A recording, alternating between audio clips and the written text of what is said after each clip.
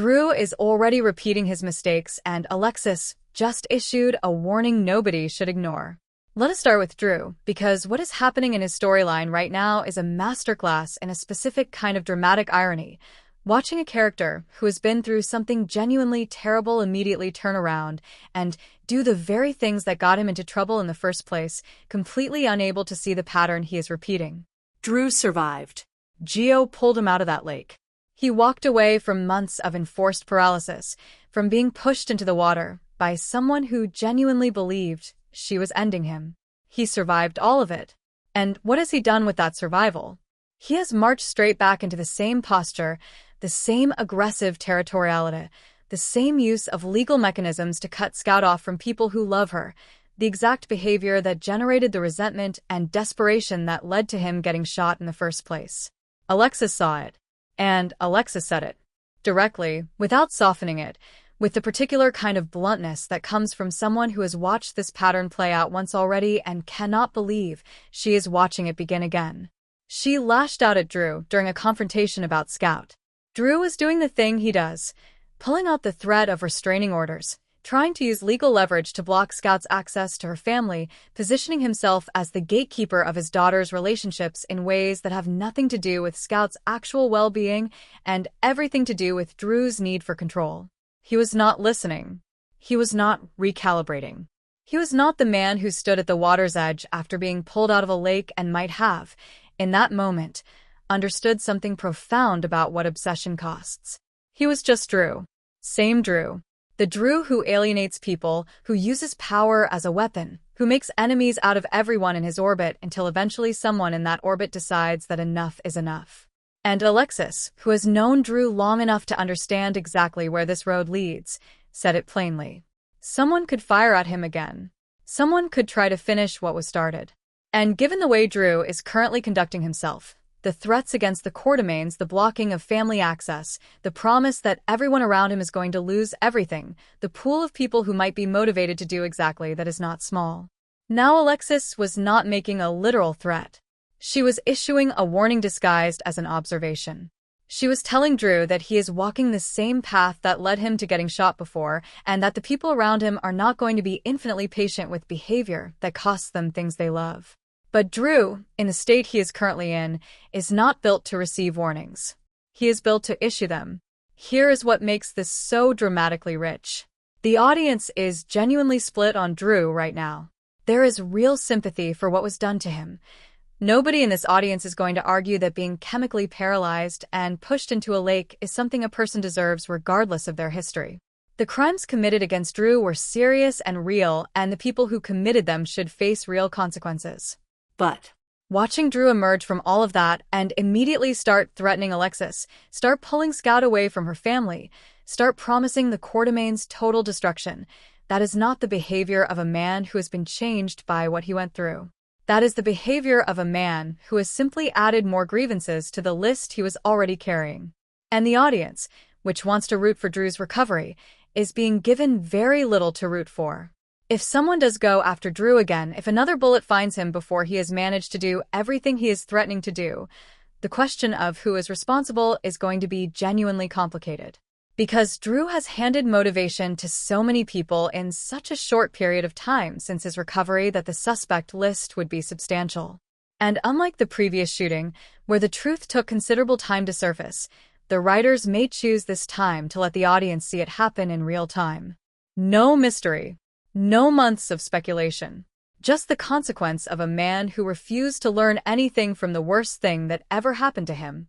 Willow is the obvious person to reach for as a suspect if Drew ends up with another bullet in him. And framing her for it, engineering a situation where all the evidence points to the woman who already shot him once, is exactly the kind of move that someone in this story has both the motive and the capability to execute. Whether that happens, and who is actually behind it if it does, is one of the most interesting questions hovering over Drew's storyline right now. The chaos ahead for Drew is not a matter of if. It is a matter of what form it takes and how much of it he has brought entirely upon himself. Ethan arrives with news, says goodbye, and leaves Lulu with more questions than answers. Now let us talk about Ethan, because this is the kind of storyline that breaks your heart a little even as it keeps you riveted.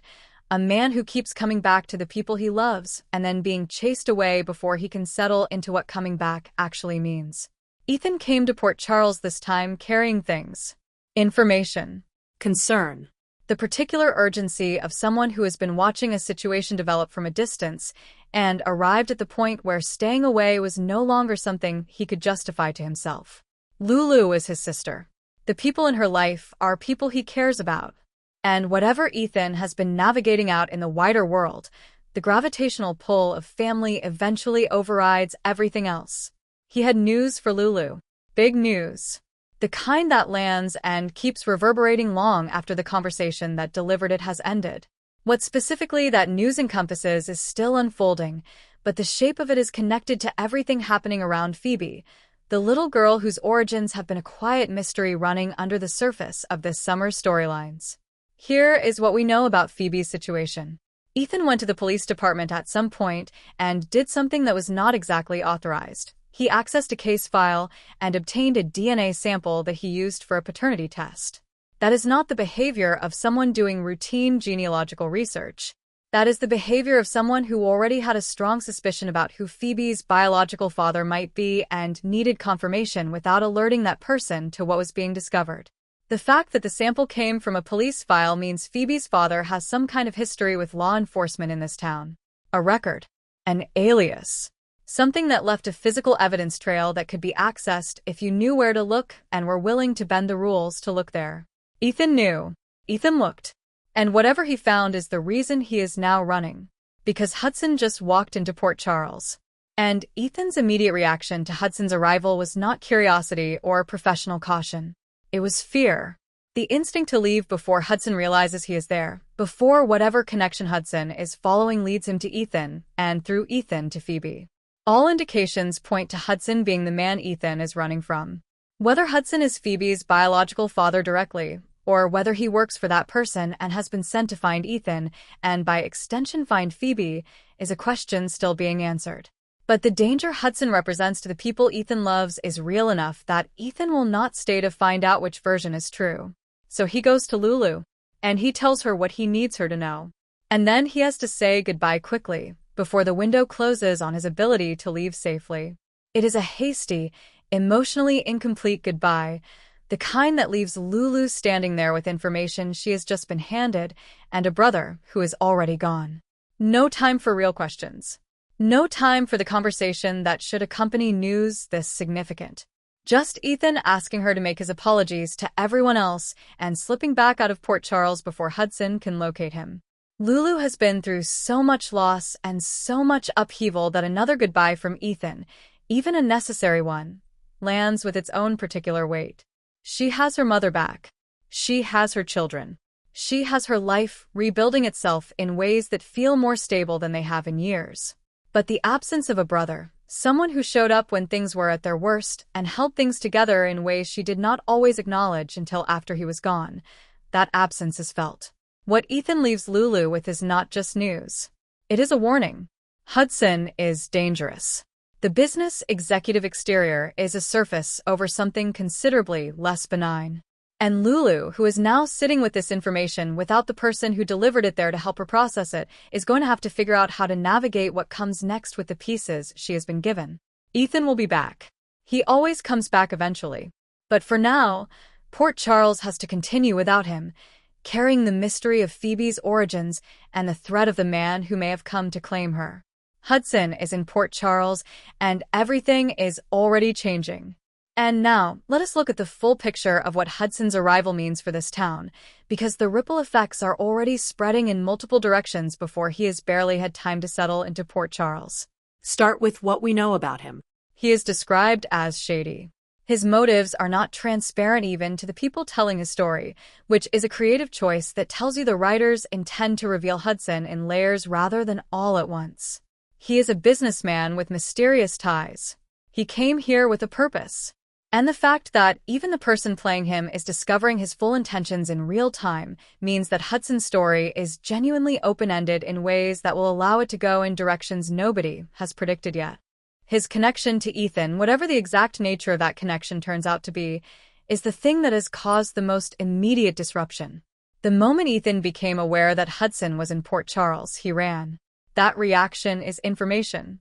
It tells you that Hudson represents something Ethan cannot face down, cannot negotiate with, cannot simply manage from a position of clever maneuvering.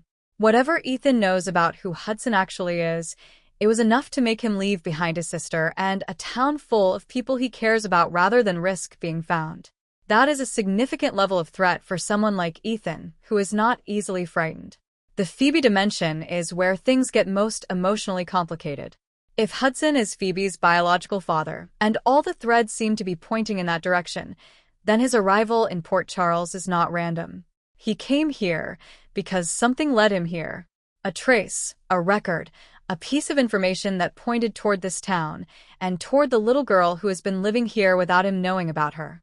The fact that Ethan went to such lengths to access that DNA sample without Hudson's knowledge suggests that Ethan believes Hudson finding out about Phoebe would not be a good thing for Phoebe. That is a chilling implication for a baby who has no ability to protect herself from whatever her biological father represents. The people who are already in Hudson's orbit include Jocelyn, whose professional instincts are going to be activated the moment she gets a full read on who and what he is. There is a chemistry between them that was established before Hudson even arrived, tested, confirmed, real in a way that is going to complicate whatever professional assessment Jocelyn is trying to make of him. She may begin their interaction as an agent trying to understand a threat. But feelings have their own agenda, and Hudson is apparently exactly the kind of presence that gets under Jocelyn's defenses in ways she did not anticipate. Carly is another person who is going to be pulled into Hudson's world. Carly, who has radar for dangerous men built from decades of experience with exactly that type, is going to have her own read on Hudson. Whether that read is protective, trying to warn the people around her, or whether it pulls her toward the danger in her own particular way remains to be seen. Brooke Lynn and Chase are also in Hudson's orbit according to what we know is coming. What specifically connects Hudson to that corner of Port Charles is still unfolding. But the range of characters being drawn into his storyline tells you that whatever Hudson is there to do, it is not limited. It touches multiple families, multiple histories, multiple secrets that have been sitting quietly in Port Charles waiting for exactly this kind of catalyst. Serena's arrival at the same time as Hudson is a coincidence that may not be a coincidence at all. Lucy called Serena home for her own reasons, and Serena arrived with questions about those reasons. But if Hudson and Serena have any kind of connection beyond their simultaneous appearance in this town, the layers of that story have not yet been revealed. What is clear is that Port Charles has received two significant new presences at the same moment, and the town is already vibrating with the impact of both of them. The warning Ethan left for Lulu, that Hudson is dangerous, is going to sit with everyone who hears it. Because Ethan is not someone who overstates threats. He is someone who understands the landscape of danger with precision built from experience. When he says someone is dangerous, he means it in a specific and actionable sense. Not dramatic. Not exaggerated. Real. Port Charles is going to have to learn that lesson about Hudson on its own, now that Ethan is gone. Some of them will figure it out quickly.